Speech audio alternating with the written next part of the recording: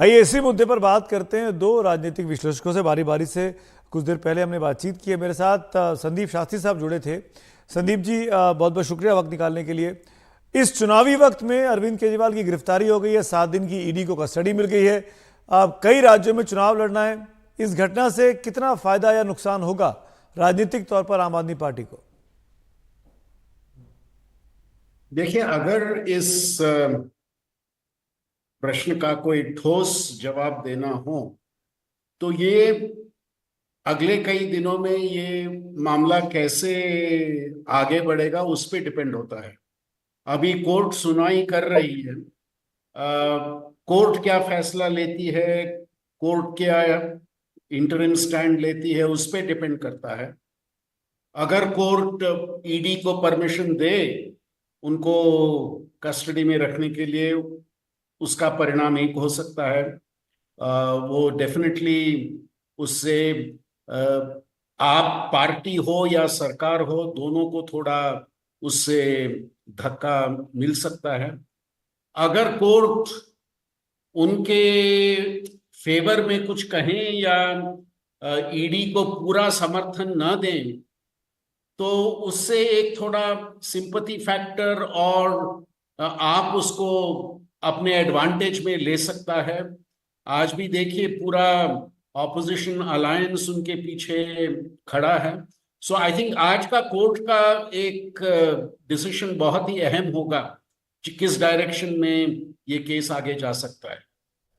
संदीप जी, एक और इम्पॉर्टेंट चीज़ है जिसके बारे में लगातार चर्चा चल रही है, खासकर सोशल मीडिया पर, कि अरविंद के बाद कौन, क्योंकि जेल में रहेंगे, चुनाव का वक्त है, किसी को तो जिम्मेदारी लेनी पड़ेगी अपने कंधों पर। तो आपके हिसाब से वो व्यक्ति कौन हो सकता है जो कम से कम प्रचार करता रहे, भले ही मुख्यमंत्री अरविंद बने रहे जेल में रहकर जो वो कह रहे हैं, किसके पास ये जिम्मेदारी आनी चाहिए? अगर आज जिस तरह से प्रोटेस्ट हुआ और उसको आप देखें कि कौन आगे थे उसमें, और पिछले कई महीनों से आप, बिकॉज एक तरह से आम आदमी पार्टी को मालूम था कि कल जो हुआ कब भी हो सकता है, ये उनको तो मालूम था। सो शायद उनमें एक तैयारी भी कर रहे थे कि ऐसे परिस्थिति आए तो क्या करें। तो मुझे लगता है आज के परिस्थिति में आतिशी ही बहुत ही उनके लिए काबिल कैंडिडेट हैं। वो महिला हैं और प्रोटेस्ट पॉलिटिक्स में बहुत ही उन्होंने भाग लिया है। और की पोर्टफोलियोज भी सरकार में वही हैंडल कर रही हैं आज। सो अगर केजरीवाल को ज्यादा समय के लिए बैक सीट लेना पड़े, मुझे लगता है आतिशी ही उनका जगह लेंगे। चलिए, शुक्रिया संदीप जी हमसे बात करने के लिए। आपने बड़े साफ तरीके से अपने मन की बात बता दी कि कौन जिम्मेदारी ले सकता है। आतिशी का नाम आपके हिसाब से सबसे ऊपर है। अब हमारे साथ इस वक्त इसी मुद्दे पर बात की हमने कुछ देर पहले अंग्रेजी अखबार द हिंदुस्तान टाइम्स के राजनीतिक संपादक विनोद शर्मा जी से। विनोद जी, शुक्रिया बात करने के लिए। चुनावी मौसम में अरविंद केजरीवाल की गिरफ्तारी हुई है, आपको क्या लगता है कि ये आम आदमी पार्टी के लिए फायदे का सौदा है क्या चुनावी तौर पर, या नुकसान होगा इससे? देखिए, अभी तो ये कहना मुश्किल है क्योंकि आज दूसरा ही दिन है उनकी गिरफ्तारी का। ये किस तरफ पकड़ता है रास्ता ये केस कोर्ट में, उस पर भी निर्भर करेगा। लेकिन मैं आपको एक बात कहना चाहता हूं कि अंतोतगत्वा ये जो नरेटिव भारतीय जनता पार्टी के विरोध में आम आदमी पार्टी बनाएगी, जितने भी विपक्ष में दल हैं उनमें सबसे मजबूत नरेटिव बनाने में आम आदमी पार्टी है और कुछ हद तक आरजेडी है। जिस तरह का नरेटिव तेजस्वी ने बनाया था जब उसकी सरकार गिरी, जब नीतीश जी दूसरी तरफ चले गए, तो और हमने देखा है भारत के इतिहास में, मैं कंपैरिजन नहीं कर रहा हूं अरविंद केजरीवाल का जॉर्ज फर्नांडिस से, लेकिन जॉर्ज फर्नांडिस जब जेल में थे, वहां जेल में रहते हुए एक बहुत बड़ा इलेक्शन वो बिहार में जीते थे पार्लियामेंट का। तो इसलिए ये दो धारी तलवार हो सकती है, दोनों तरफ काट सकती है। निर्भर यही करेगा कि बीजेपी अपनी बात जनता तक कितनी मजबूती से पहुंचा पाती है और ये आम आदमी पार्टी अपनी बात कि उसको विक्टिमाइज किया गया है वो किस तरह से पहुंचाती है। देखिए, दूसरी बात एक और भी है कि जो इलेक्टोरल बॉन्ड्स हैं, वो केस जो है और ये जो एक्साइज वाला केस है, लगभग इसमें कई सिमिलैरिटीज हैं जी।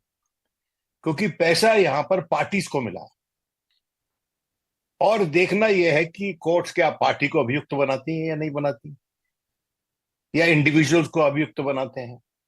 तो बहुत सी चीजें निर्भर करेंगी जज साहिबान के रवैये पे कि वो किस तरह से इस पूरे प्रकरण को देखते हैं।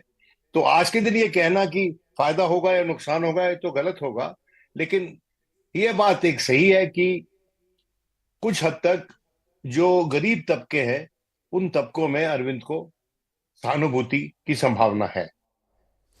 एक और चीज़ जानना चाहूँगा मैं आपसे विनोद जी, आपको याद होगा जब अन्ना का आंदोलन चल रहा था दिल्ली में रामलीला मैदान पर, अरविंद भाषण देते थे और कहते थे कि जिन पे आरोप लगे उन मंत्रियों को इस्तीफा दे देना चाहिए और अगर आरोप से वो बरी हो गए तो वापस अपनी कुर्सी पर बैठ जाएं, वापस लौट आएं।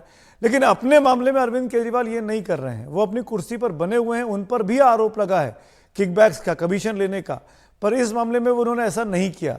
ये बदलाव क्या दिखाता है? देखिए, बात यह है कि वो बात सच है कि उनको अपनी बात पे डटा रहना चाहिए, लेकिन जिस तरह की आज की राजनीति है भाई, you can't be wearing a chastity belt in a harem, no भाई।